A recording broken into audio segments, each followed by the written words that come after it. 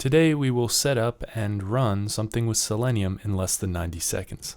First, install all the required packages with apt or whatever your package manager is. Then go to the Gecko driver releases website, copy the link, and paste it in as a wget command.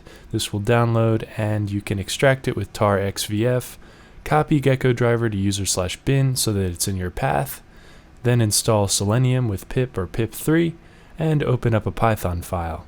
Now we can write out the simplest possible example, which will be import Selenium, create a WebDriver object, and tell that driver to get google.com.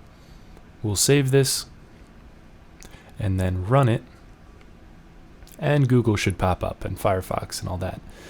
Now we'll write a test, which is basically the same thing we just did, except we'll use the unittest.testCase class, and we'll write a setup method, a teardown method, and an actual test method that just does the same thing and makes a small assertion about what's going on there. And made a mistake there. Okay, now we run it. Firefox pops up and our test passes, so we're all set to do whatever you want to do with Selenium. Thank you for watching.